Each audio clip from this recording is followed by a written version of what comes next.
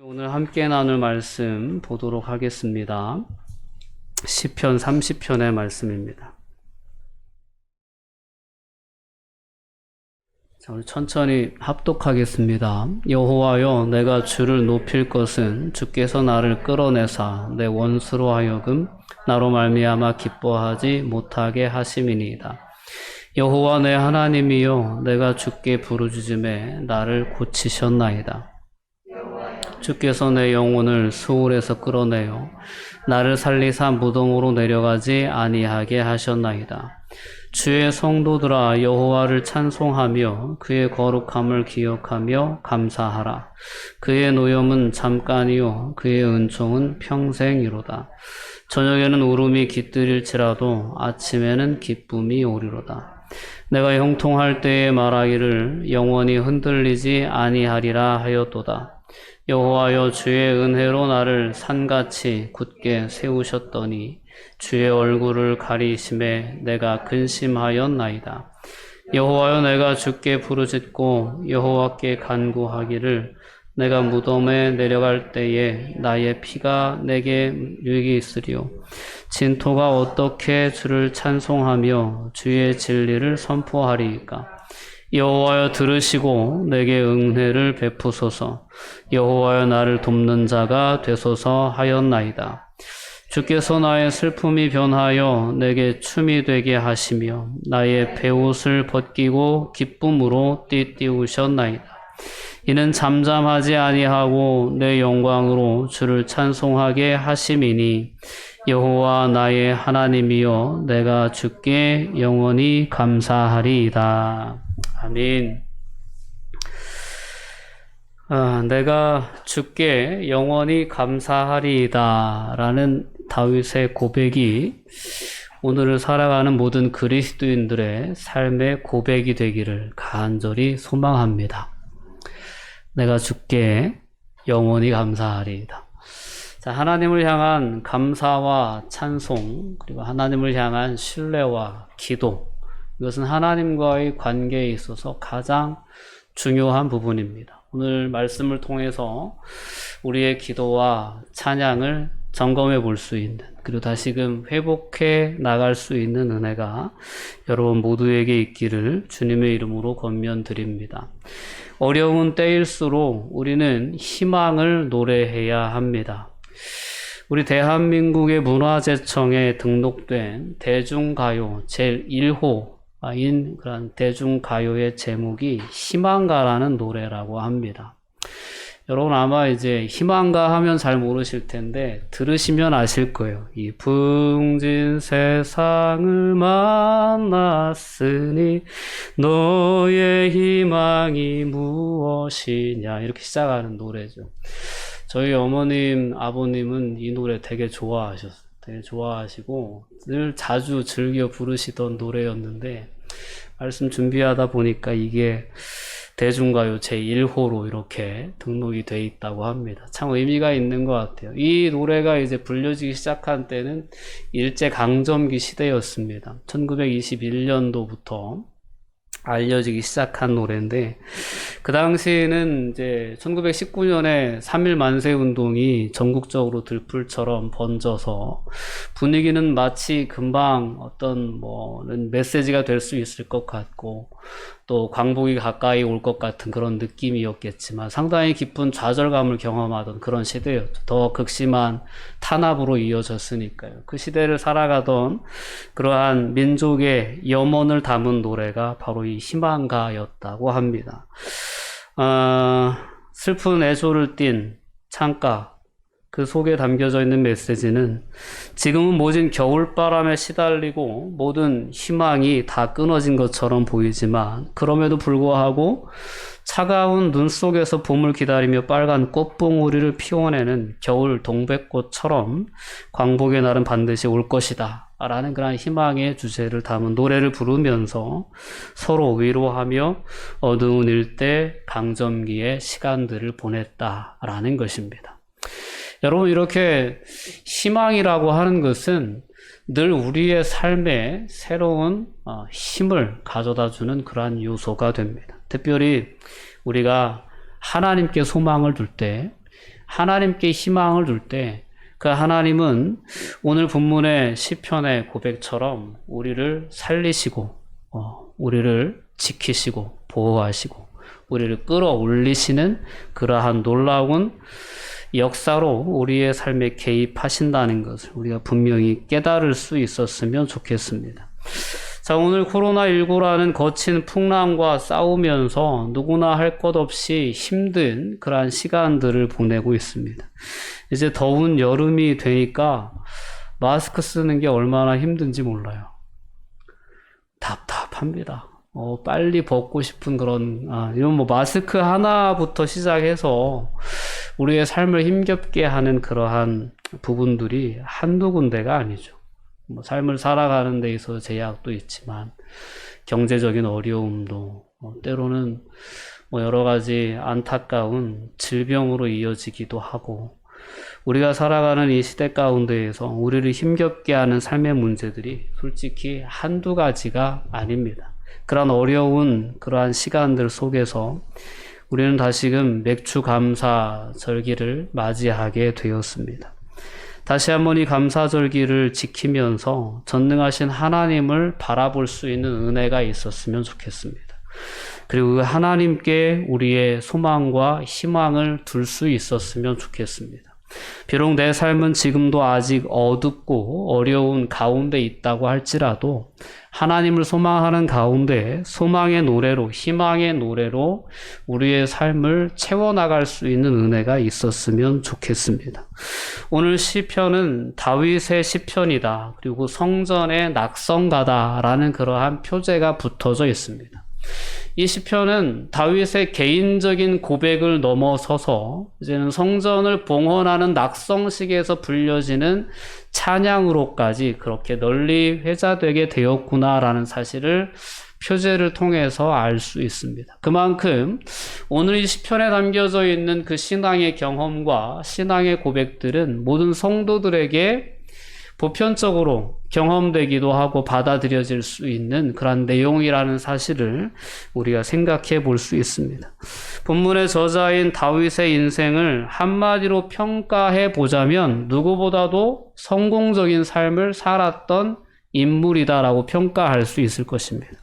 그러나 성경을 통해서 우리가 엿보는 다윗의 삶은 결코 평탄하고 안정된 삶은 아니었다라는 것을 우리는 기억할 필요가 있습니다.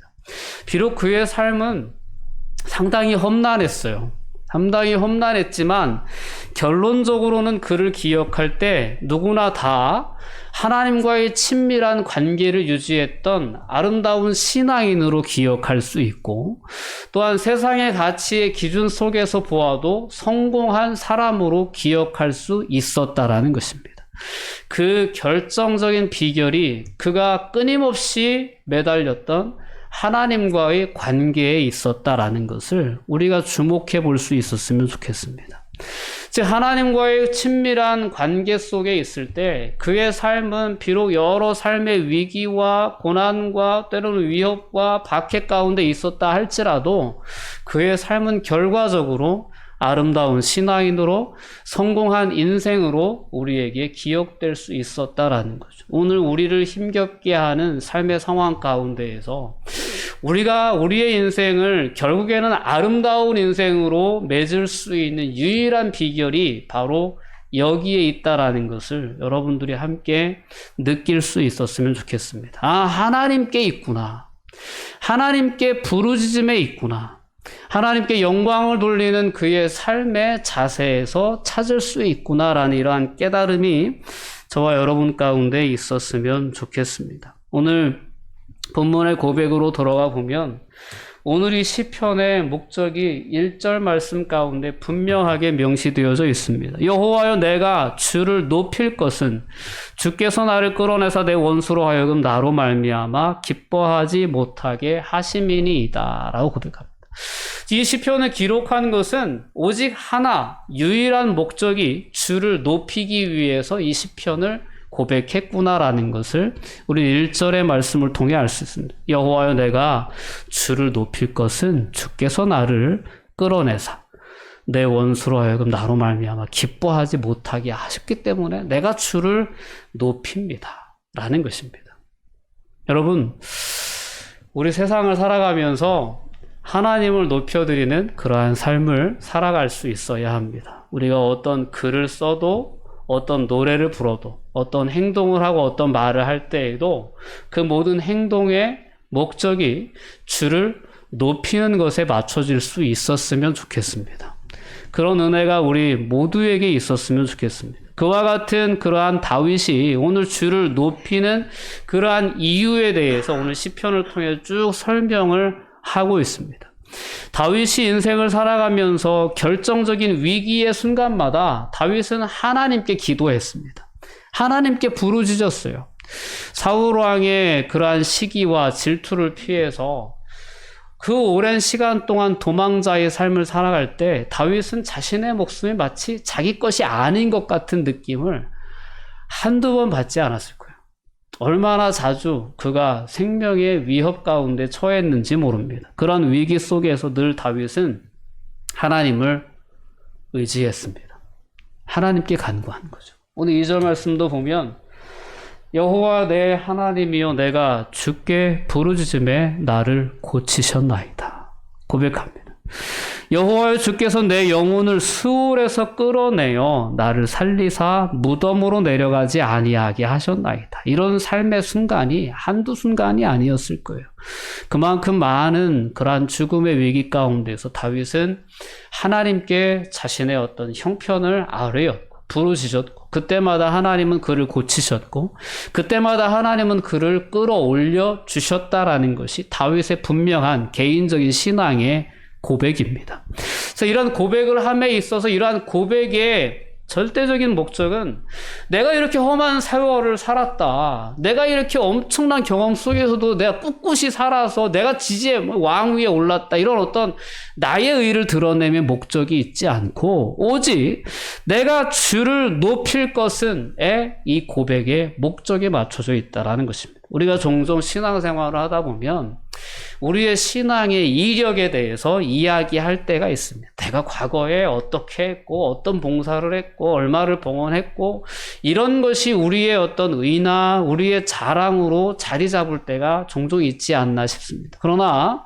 우리가 어떤 말을 하고 어떤 고백을 할 때 그 고백의 목적은 전적으로 주를 높이는 것에 초점이 맞추어져야 된다라는 사실을 오늘 다윗의 고백을 통해 분명히 깨달을 수 있었으면 좋겠습니다. 이와 같은 개인적인 다윗이 경험한 하나님의 구원의 고백을 오늘 시편을 통해서 고백하는 중에 다윗은 성도들에게 그 찬양과 그 감사에 동참할 수 있게 초청해 줍니다. 오늘 4절 말씀을 보면 다윗은 자신의 고백이 다른 사람에게도 영향이 미쳐질 수 있기를 소망하고 있습니다. 주의 성도들아 여호와를 찬송하며 그의 거룩함을 기억하며 감사하라 라는 그러한 권면으로 다윗의 고백은 이어집니다. 왜 그러냐면 하나님은 다윗의 하나님만 되시는 것이 아니다라는 겁니다. 다윗의 하나님이시기도 하고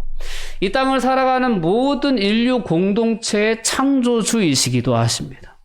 주를 의지하고 주를 신뢰하는 즉 그 모든 인생을 살아가면서 만나는 삶의 위기 가운데에서 나처럼 누구든지 하나님의 이름을 부르며 부르짖는 자들에게 하나님은 이와 같이 똑같이 응답하시는 분이시다.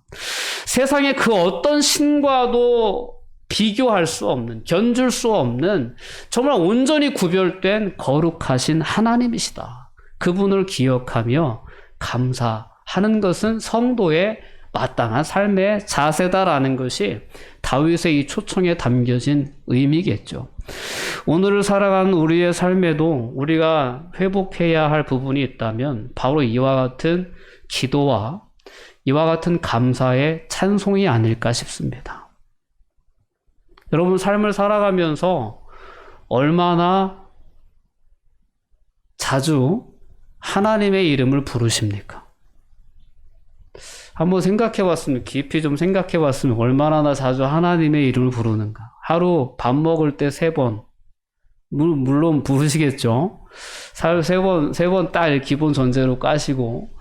자, 또 얼마나 자주 여러분들 하나님의 이름을 부르시고 또 얼마나 자주 하나님의 이름을 높여드리는 찬양을 드리시나요? 우리가 얼마나 많은 부분을 잃어버린 채 세상을 살아가나 이런 부분들을 한번 점검해 봤으면 좋겠어요. 너무나도 우리는 기도하지 않고 또 기도로 하나님께 내어놓는 삶의 부분이 없다 보니까 그만큼 삶 속에서 경험하는 하나님의 구원의 경험, 하나님의 만져주심의 경험, 치유하심과 회복하심에 대한 경험도 그만큼 많지 않습니다.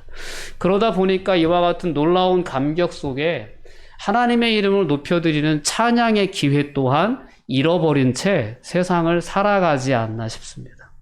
우리가 오늘 맥주 감사절이라는 절기를 보내면서 지난 2021년의 6개월을 돌아보며 과연 무엇이 하나님의 은혜였는가, 어떤 순간이 하나님께서 내 삶에 개입하신 순간이었는가를 헤아려 보자고 하면 잘 선뜻 떠올려지지 않고 깨달아지지 않는 그런 삶을 살아오신 분들도 있을 거예요. 근데 그런 상황 가운데서 우리가 먼저 점검해야 할 부분은 내가 그만큼 하나님을 의지하고 신뢰하는 삶을 살았는가라는 부분이 아닐까 싶습니다. 나는 하나님을 경험하기 위해 그만큼 하나님께 내 삶을 위임해 드렸고 내 삶의 문제를 고백했고 하나님의 도우심을 구하는 삶을 살았는가를 가장 우선적으로 점검해 봐야 되지 않을까. 그만큼 우리가 어느덧 우리의 삶을 살아가면서 이 풍요로운 세상 아닙니까? 우리가 살아가는 이 세상이 너무 먹을 것도 풍성하고요, 우리가 누릴 세상의 문화들도 풍성하고요, 여행할 곳도 많고요. 정말 우리가 끝이 없어요. 끝이 없어. 우리가 원하는 어떤 마음을 따라 삶을 살아가다 보면 하고 싶은 일들이 끝이 없고 누릴 수 있는 것들이 끝이 없습니다. 또 그만큼 내게 경제적인 어떤 부를 축적할 수 있는 그러한 능력 또한 갖추어져 있다면 세상에 주는 즉 물질이 있으면 누릴 수 있는 그런 모든 만족의 요소들이 너무 가득한 세상입니다. 이 세상을 살아가면서 어느덧 우리는 하나님을 향한 갈급함을 잊어버린 채, 하나님을 향한 의지도 잃어버린 채, 그 하나님을 향한 기도도 하지 않은 채 우리의 삶을 살아가는 것이 너무 익숙해져 버렸다는 것입니다. 그러면서 동시에 우리가 잃어버린 게 뭐냐면 찬양이에요. 찬양. 찬양은 다른 게 아닙니다. 찬양은 하나님이 하셨습니다라는 인정입니다. 하나님의 은혜입니다라는 고백이에요. 이게 찬양이에요. 하나님이 나를 건져주셨어요. 하나님이 나를 고쳐주셨어요. 하나님이 나를 끌어올려주셨어요. 라는 게 다윗의 고백 아닙니까? 근데 우리가 기도를 잃어버리고 하나님과의 관계에 미련 없이 세상을 살아가다 보면 가장 먼저 나타나는 것이 찬양을 잃어버리는 거예요. 하나님을 인정하지 않는 거예요. 하나님을 인정하지 않는 삶은 어떤 방향으로 나아가게 돼 있냐면 자기 과신이라는 열매로 나아갈 수밖에 없습니다. 내가 누리는 이 번영과 이 안정과 이 행복이 다 자신의 성취에 불과한 것으로 그렇게 될 수밖에 없어요. 그러니 하나님의 은혜가 끼어들 수 있는 삶의 요소가 점점 줄어드는 거예요.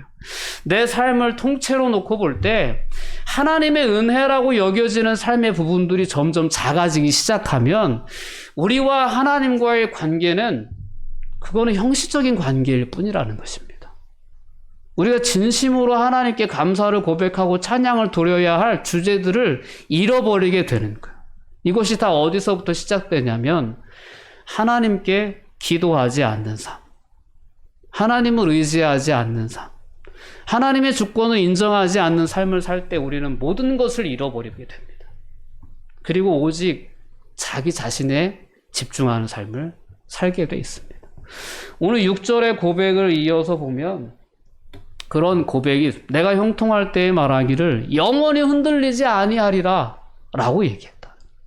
다윗도 이런 때가 있었다는 것입니다. 어떻게 보면 그가 형통한 삶을 누리는 것은 모두가 다 하나님의 은혜인데 그 형통한 삶을 살 때 스스로 자만심에 빠져서 자기 과시에 빠져서 내가 영원히 흔들리지 아니하리라 라는 자기 교만에 빠지는 것이 인간이 가는 당연한 그런 흘러가면 그 길로 갈 수밖에 없는 것이 인간의 삶이라는 거예요. 우리가 하나님을 생각하지 않는다면, 우리의 삶에서 하나님을 향한 의지를 잃어버리고 하나님께 우리의 삶을 위임해드리는 기도의 시간을 잃어버리게 되면 우리는 나 자신의 어떤 성취욕에 취해서, 만족감에 취해서, 자기 과시욕에 취해서 세상을 살아갈 수밖에 없고, 그런 사람들이 잃어버리는 것은 하나님을 향한 감사의 고백, 찬양을 잃어버리게 된다라는 것입니다. 결과적으로 이러한 하나님과의 관계가 어려워질 때, 이러한 어떤 하나님의 은혜를 잃어버릴 때 그 결과로 채워진 것이 7절의 고백입니다. 우리 함께 읽어볼게요. 여호와여, 주의 은혜로 나를 산같이 굳게 세우셨더니 주의 얼굴을 가리심에 내가 근심하였나이다. 아멘. 하나님의 은혜로 깨달으면 당연히 찬양하는 삶을 살아야 되는데, 하나님의 은혜를 자신의 성취로 이해하게 된다면 찬양하는 삶을 살지 않습니다. 그리고 오직 나는 내 자신에 있는 이 능력을 가지고 영원히 흔들리지 않을 수 있는 삶을 살아갈 수 있다. 내 가진 재물이 얼마인데, 난 아직 힘이 있고, 내가 맺어온 사회적인 관계가 얼마나 넓은데, 내가 어떤 어려움이 있어도 난 누구를 의지할 수 있는 그런 어떤 삶의 자리에 서게 될 때 우리는 그럴 수 있다라는 것입니다. 7절에 고백하죠. 여호와여, 주의 은혜로 나를 산같이 굳게 세워주셨는데 내가 하나님의 은혜를 깨닫지 못했군요. 고백이죠. 근데 그럴 때 이제 주의 얼굴을 가리셨고 내가 결국은 근심하게 되었다라는 것입니다. 우리의 모든 근심은, 우리의 모든 염려는, 우리의 모든 걱정은 우리가 하나님을 잊어버릴 때 우리의 삶에 찾아오게 됩니다.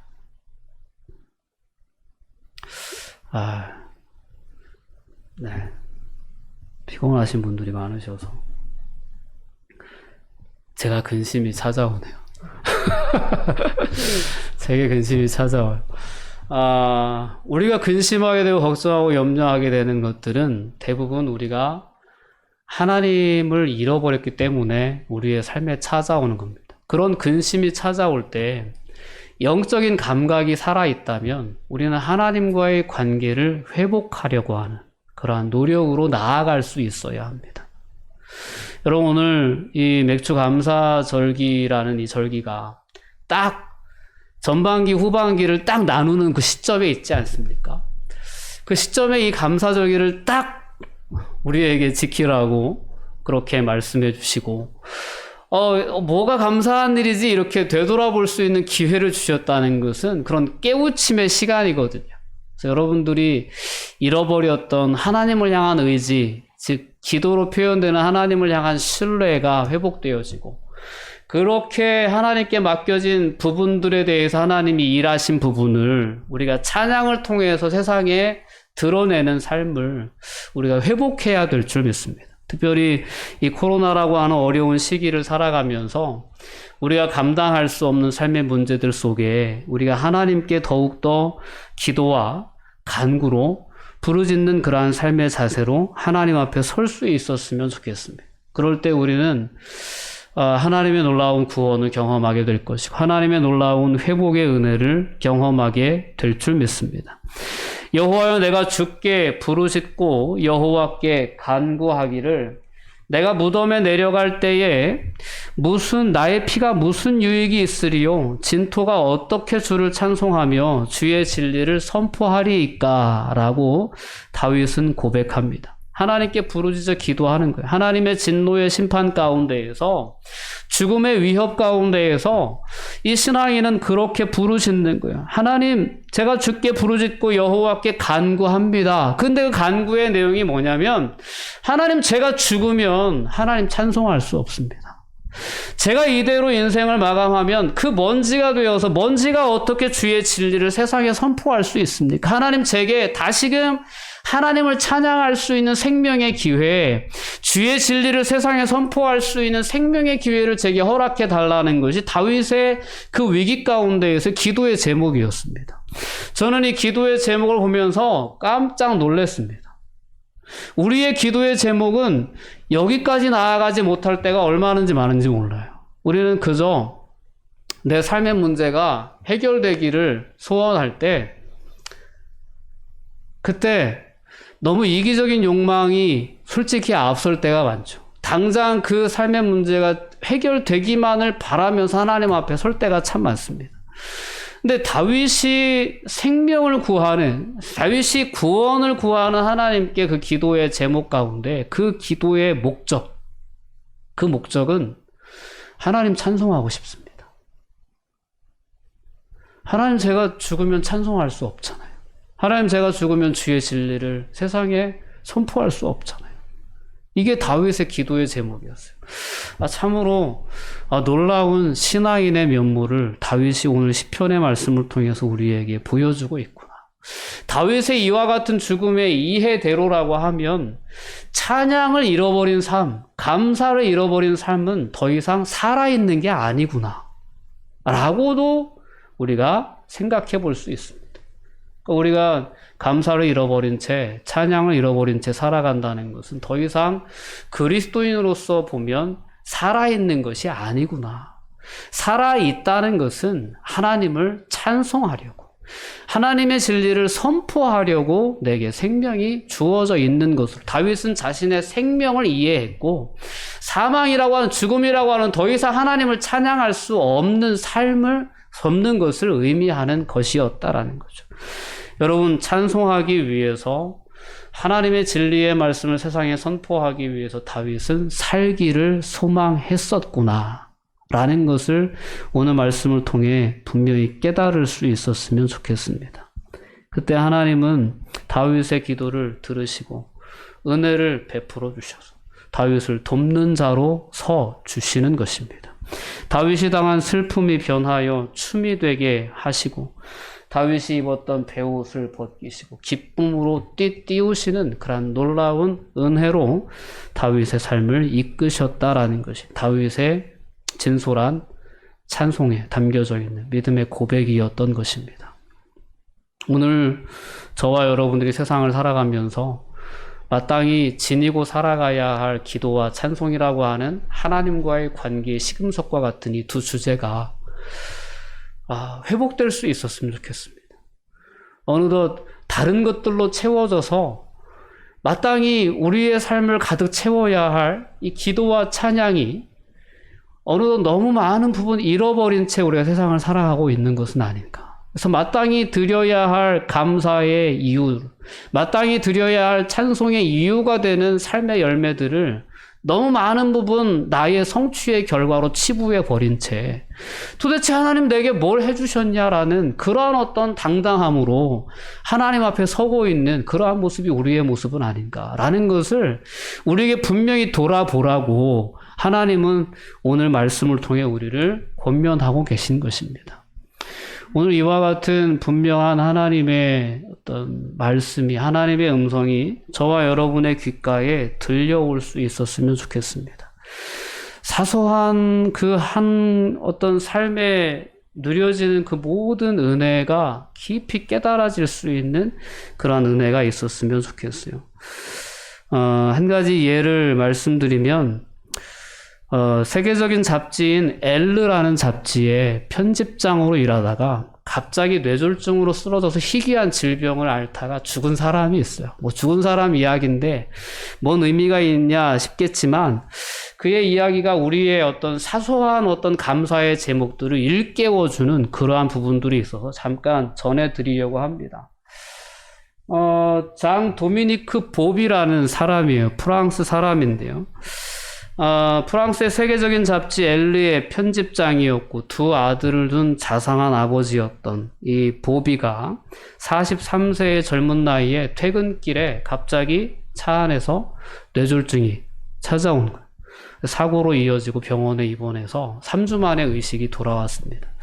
3주 만에 의식이 돌아왔는데 로키드인 증후군이라는 질병을 앓게 됩니다. 뇌졸중으로 인해서 뇌의 신경세포가 이제 말초신경까지 다 전달되어져서 우리가 말도 하고 먹기도 하고 보기도 하고 걷기도 하고 다 그러는 건 아닙니다. 근데 이 신경을 전달해주는 그 부분이 손상이 되어져서 신경 신호가 전달이 되지 않는 거예요. 오직 이 신경 신호가 유일하게 전달되는 한 부위가 있었는데 왼쪽 눈꺼풀이었대요.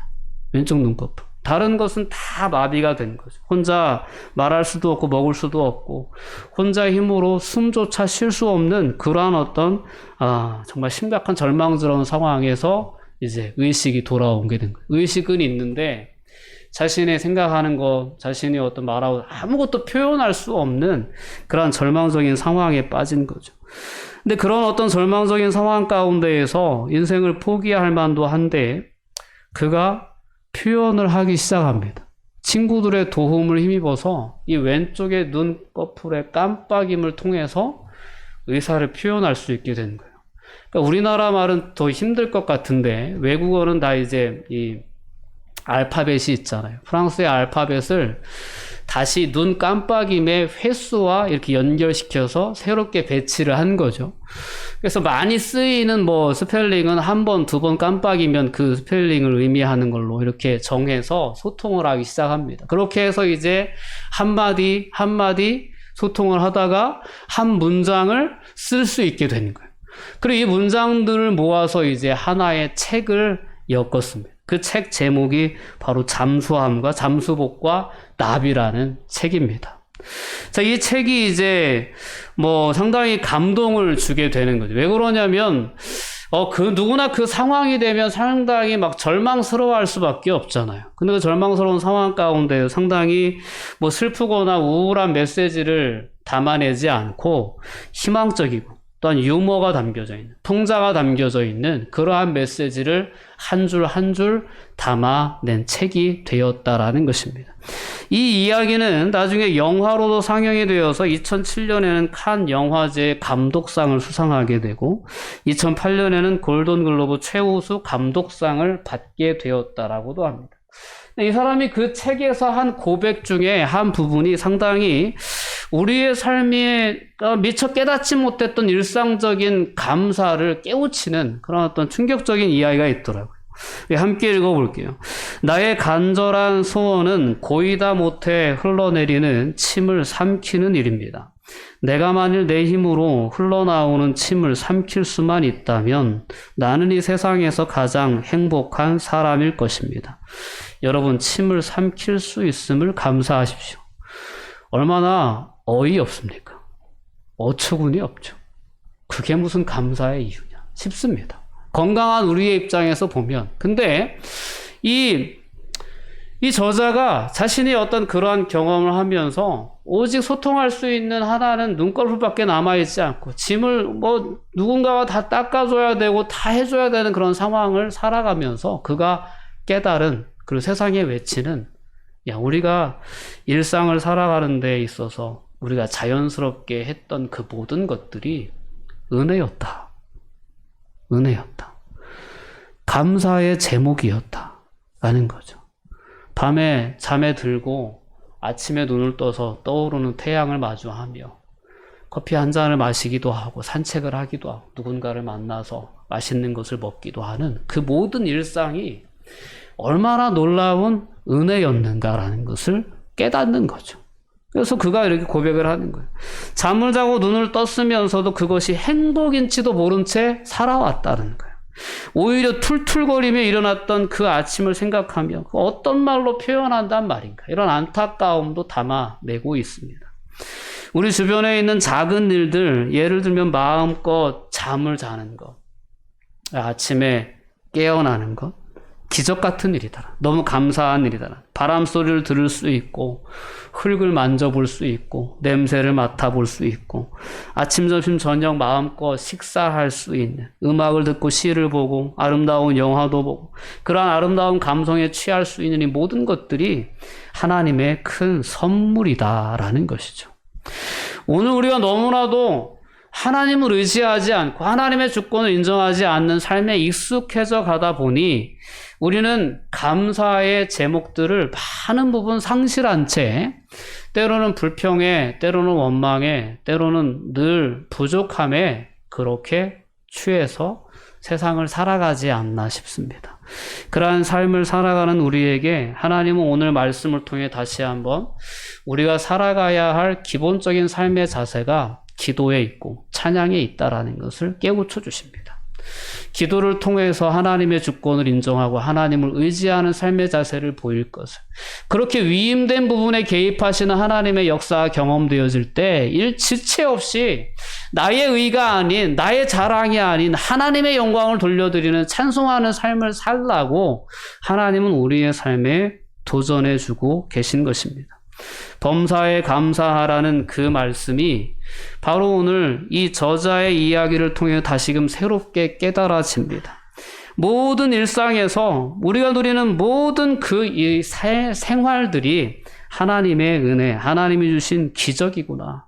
이것을 깨닫게 될 때 우리는 범사에 감사할 수 있게 되는 줄 믿습니다. 오늘 다윗은 슬픔이 변하여 춤을 추게 하시는 하나님을 만천하에 선포하고 있는 것입니다. 그분이 나의 슬픔을 변하여 춤이 되게 하셨다. 나의 베옷을 벗기시고 기쁨으로 띠띠우게 하셨다라고 그 하나님의 역사를 세상에 증거하고 있습니다. 지금 내 인생에 순풍이 불어오고 있다고 방심하시면 안 됩니다. 평안하다고 기도하지 않고 하나님을 찾지 않는 그러한 삶을 살면 언젠가 오늘 시인이 고백했던 것처럼, 경험했던 것처럼 주의 얼굴을 가리심에 내가 근심하였나이다 라는 순간이 찾아올 수밖에 없다라는 것입니다. 오늘 맥추감사 주일을 맞이하면서 다시 한번 우리의 신앙을 점검해 볼 수 있는 은혜를 하나님은 우리에게 깨우쳐 주시는 줄 믿습니다. 어려운 시대를 살아갈수록 우리는 더더욱 하나님을 의지할 수 있어야 합니다. 하나님을 의지하면 하나님은 그를 치유하시고 하나님을 그를 건지셔서 하나님을 경험케 하고 체험케 하십니다. 이러한 경험들이 우리의 삶에 채워진 하나님의 은혜를 깨우치는 통로가 되어집니다. 그 은혜가 깨달아지면 깨달아질수록 우리는 찬양하지 않고는 견딜 수 없습니다. 예수님을 만난 많은 사람들이 예수님을 통해 치유의 은혜를 경험할 때 그 은혜를 표현할 수 있는 유일한 방법은 찬양밖에 없었습니다. 다 찬양했어요.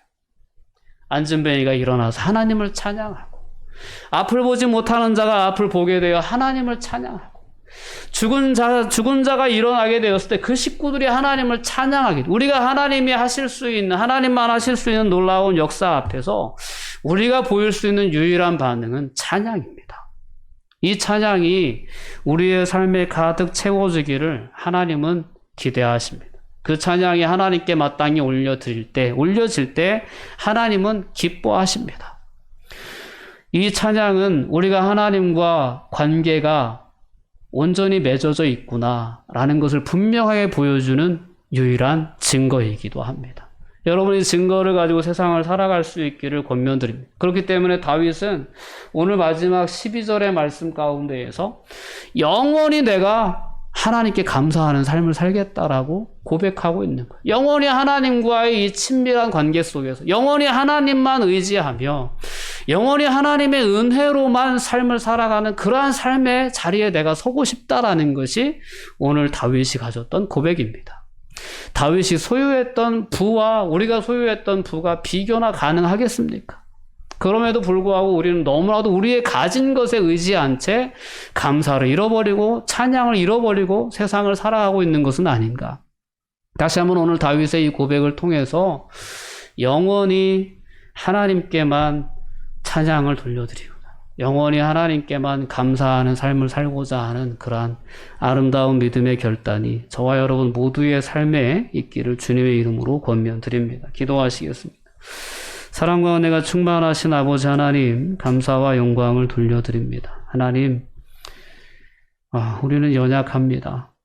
그 형통한 삶의 순간들 속에서 얼마나 자주 하나님을 잃어버린 채 마땅히 돌려드려야 할 하나님을 향한 찬송을 잊은 채 세상을 살아왔는지 모릅니다. 다시 한번 오늘 말씀을 통해서 우리가 회복해야 할 하나님을 향한 신뢰의 표현, 기도, 하나님의 주권에 대한 온전한 고백인 찬양을 회복해낼 수 있도록 은혜 허락하여 주시옵소서. 우리가 깨닫지 못했던 하나님의 은혜의 그 내용들이 분명히 깨달아질 수 있도록 성령 하나님 우리 안에 역사해 주셔서 늘 하나님께 기쁨과 찬송, 감사의 고백을 올려드리는 삶의 주인공들이 다 될 수 있도록 축복하여 주시옵소서. 감사드리며 예수님의 이름으로 기도합니다. 아멘.